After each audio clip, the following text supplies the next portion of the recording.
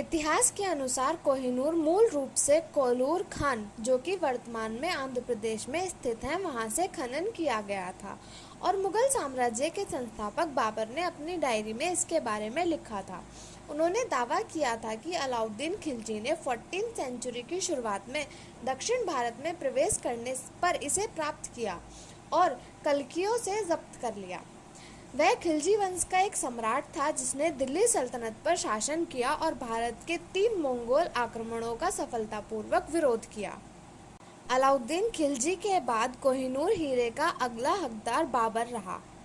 बाबर को 1526 में पानीपत की लड़ाई में दिल्ली और आगरा की विजय के लिए एक पुरस्कार के रूप में दिया गया था। बाबर ने 1526 में पानीपत की पहली लड़ाई में दिल्ली के सुल्तान इब्राहिम लोदी को हराकर मुगल साम्राज्य की स्थापना की, जिसके पुरस्कार के स्वरूप कोहिनूर हीरे को उसको दे दिया गया।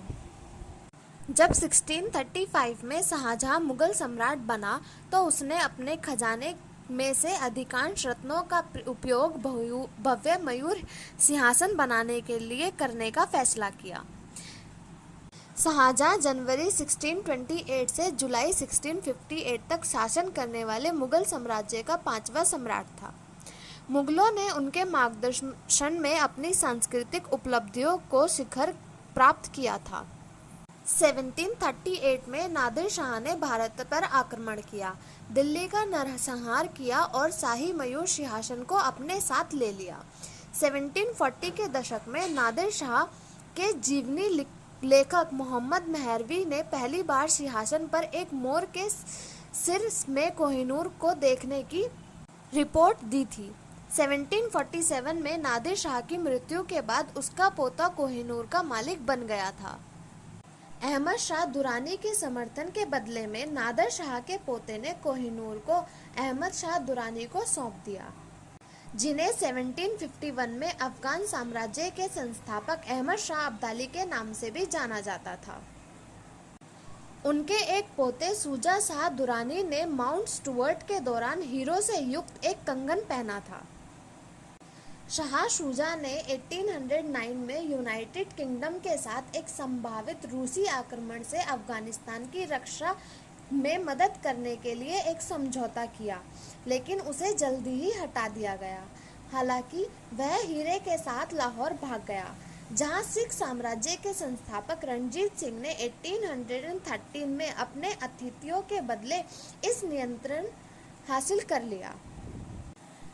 रणजीत सिंह ने लाहौर के ज्वेलर्स द्वारा 2 दिन के लिए हीरो की जांच की, ताकि यह पुष्टि हो सके कि शुजा ने उसे धोखा तो नहीं दिया है, और फिर उसने शुजा को 1,25,000 रुपीस का इनाम दिया।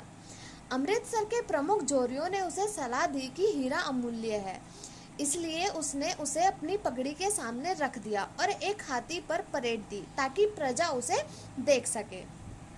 उन्होंने इसे दिवाली और दशहरा जैसे महत्वपूर्ण त्योहारों के लिए एक बाजूबंद के रूप में पहना और यात्रा के दौरान इसे अपने साथ ले गए। उन्होंने इसे विशेषकर ब्रिटिश कमांडर को दिखाने के लिए पहना था। अंततः जम्मू के राजा गुलाब सिंह हीरे के मालिक बन गए और जनवरी 1841 तक इसे रखा, जब उन्होंने अपना पक्ष हासिल करने के लिए सम्राट शेर सिंह को इसे पेश किया। अगले कुछ वर्षों में हीरे ने कई राजाओं के हाथ में गया, जब तक कि 5 वर्षीय दिलीप सिंह सिख सम्राट और हीरे के नए मालिक नहीं बन गए। ब्रिटिश ईस्ट इंडिया कंपनी ने दूसरे एंग्लो सिख युद्ध के बाद 29 मार्च 1849 को पंजाब राज्य पर कब्जा कर लिया और लाहौर की अंतिम संधि ने कोहिनूर को महारानी विक्टोरिया को सौंप दिया। ईस्ट इंडिया कंपनी द्वारा रानी को कोहिनूर का उपहार युद्ध की बेशकीमती लूट के रूप में दिया गया था। दिलीप सिंह 1854 में इंग्लैंड भाग गए और शेष जीवन वहीं पर रहे। कोहिनूर को औपचारिक रूप से ईस्ट इंडिया कंपनी के वाइस चेयरमैन द्वारा 3 जुलाई 1850 को बकिंगम पैलेस में महारानी क्वीन विक्टोरिया को सौंप दिया गया था। 1851 में जनता के लिए हीरे को देखने के लिए हाइड पार्क लंदन में एक बड़ी प्रदर्शनी का आयोजन किया गया था, लेकिन हीरे में खामियां होने की वजह से क्वीन एलिजाबेथ दर्शकों को प्रभावित करने में विफल रही। हीरे को काटा और साफ किया गया और एक बहुत हल्का लेकिन अधिक चमकदार पत्थर हनीशकल ब्राउच के रूप में क्वीन के मुकुट में स्थापित किया गया। क्वीन विक्टोरिया की मृत्यु के बाद एडवर्ड सेवेंथ की पत्नी क्वीन अलेक्जेंड्रा के मुकुट में हीरे को स्थापित किया गया था और 1902 में उनके राज्याभिषेक के लिए इसका इस्तेमाल भी किया गया था। डेनमार्क के अलेक्जेंडर किंग सम्राट एडवर्ड सेवेंथ की पत्नी ने 22 जनवरी 1901 से 6 मई 1910 तक यूनाइटेड किंगडम और ब्रिटिश डोमिनियन और भारत की महारानी के रूप में शासन किया। इसे 1911 में क्वीन मैरी क्राउन में ले जाया गया और अंत में 1937 में क्वीन मदर्स क्राउन में ले जाया गया। अंतिम संस्कार के लिए क्राउन को क्वीन मदर के ताबूत के ऊपर रखा गया था जब 2002 में उनकी मृत्यु हो गई थी।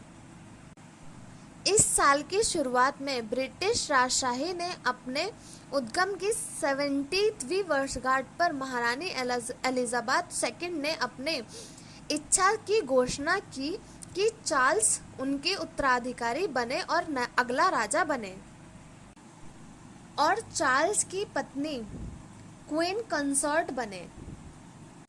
और यह भी बताया गया कि चार्ल्स के सिंहासन ग्रहण करने पर कैमिला को क्वीन एलिजाबेथ सेकंड का कोहिनूर ताज दे दिया जाएगा।